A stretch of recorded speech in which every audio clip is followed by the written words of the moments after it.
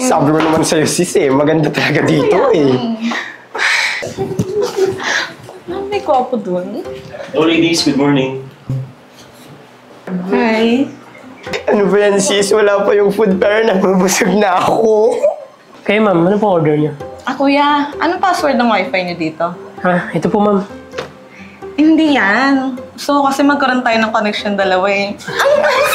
Hindi mo, sis. Ano ba yun? Oh my God. Pwede bigyan niyo na naman kami ng water. Okay po, sige. Thank you. Lagdi mo bakla.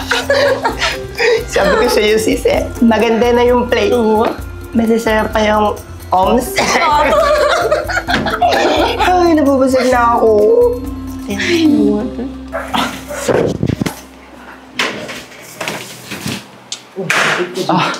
Pasensya na kayo, na-late na naman ako. Ang traffic kasi doon eh.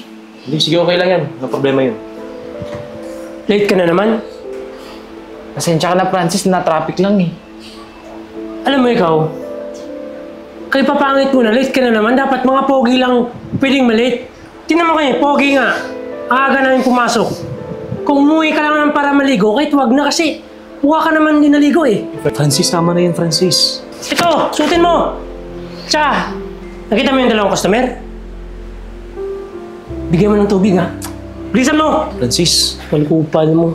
Pasensya ka na, hindi na maulit. Jay, okay na yun. Sige na, please ka na. Piling pogi rin kasi eh. Ay, sis. Alam mo, patagal ng mga poging waiter.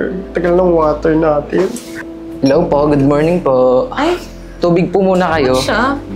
No, good morning. Walang good sa morning kapag ikaw nakikita namin. Diyos ko, ang ganda-ganda ng place kanina. Sinira mo. Pangit-pangit mo. Tinan mo nga mula ulo mo hanggang paa. Ang dumi-dumi mo. Diyos ko, puro ka banel. Naghihilog ka pa ba? Diyos ko naman, sis. Grabe ka naman, te. Alam mo, sobra yung mga words mo. Ako nang bahala sa pangit na to. Ano ba kasi yung service mo? Pangit mo na nga eh. Ayusin mo. Magtubig po muna kayo. Ay, ano ba yan?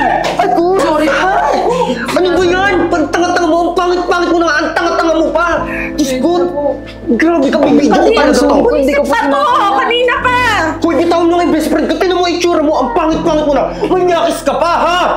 Diyos ko. Ano ba nangyari dito? Ano kasi yan? Natapunan ng tubig yung friend ko. Manyakis pa. Pasensya na po, hindi ko po talaga. Pasensya na po talaga. Kuya. Ikaw, kahapon ka pa. Ano bang tinira mo? Punta ka na doon! Adik na to. Pasensya na po ako, napupupunas na. Kuya, o dito. Okay na po ba kayo? Hindi nga, nahihilo ako. Napapatigo ako eh. Bakla ako yung nabasa ah. Sorry, sis. Sige ma'am, ano? Kami na lang po mag-deserve ng order niyo. Bawa naman. Pasensya na po ah. Sige. Sa'yo na ka ba ka na? Ano ba yan, sis? Sis, nahawakan ko. Ang laki ng photo. Kaya ko naman. Mamaya ka na lang, sis. Sinintay natin. Bakit kaya walang tao-tao ngayon? Hindi Napakatumal ko nga din din. alam. Dami ng customer na pumasok. Eh paano ba naman kasi? Binastos niya yung babae kahapon. Ito, nag-viral yung video niya. Teka lang, Francis ha. Hindi ko naman binastos yung babae. Ginawan lang talaga nila ng mali siya yung ginawa ko. Lagot ka kay boss mamaya. Good morning, guys. Sir. Makatanong ko lang sa inyong tatlo. Bakit sobrang tumal ng restaurant natin ngayon? Ito kasi sir oh, binastos niya yung babae kahapon. Nabidyoan siya ng isang customer. Tingnan niyo po, nag-viral oh.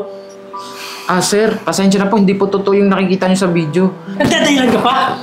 Ano pinapamukha mo ko? Sinungaling yung customer? Uy, Francis! Ba't palagi mo lang si Jing sinisisi? Kung nagtutulungan tayo, di sana walang gulong nagaganap. Sa ka rin. Alam mo naman, laging late to si Jay. Lagi mo nalang pinagtatakpan. Tumigil na kayo! Hindi na ba kayo nahiya? Kaharap niyo ako. Sige na, para matapos na to. Kung nakikilala niyo yung customer, kontakin niyo. Para makakausap ko. Para matapos na yung abiryan to. Sige po, sir. At ikaw, Jay. Pag nakakausap ko yung dalawa, tsaka na ako magdidesisyon. Sige na, maiwan ko na kayo. Ayusin yung trabaho niyo, ha. Ikaw ha? Francis, kanina ka pa. Pare-pares lang tayong waiter dito. Okay lang, Jay. Huwag mo naintindihan yun. Siguro naman alam niyo kung bakit ko ay pinatawag dito. Opo. Na-trauma po ako sa pangyayari. Hindi ako makatulog sa gabi kasi parang nasira yung pagkababae dahil sa lalaking to eh. Walang hiya. Na-trauma kami na parang ayaw na namin kumain sa mga gantong restaurant. Oo. Kasi nga nabastos ako yung pagkababae namin. Pagkababae lang pala niya. Oo, imo bakla. Teka lang, sir. Jay, hindi kita kinakausap. At ayoko rin marinig ang paliwanag mo.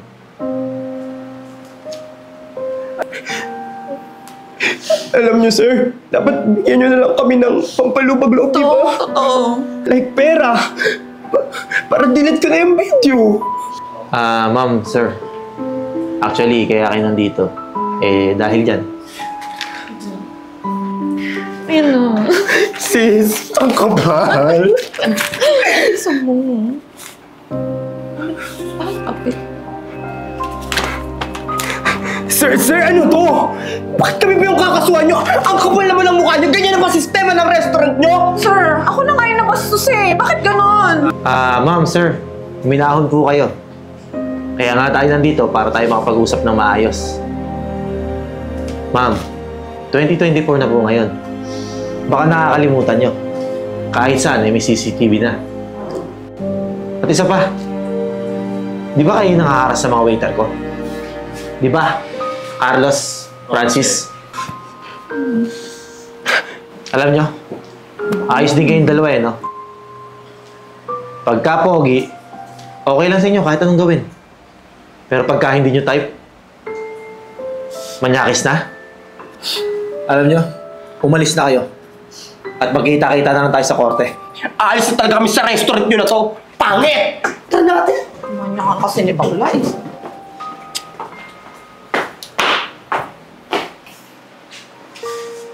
Jay, pasensya ka na dun sa inasar ko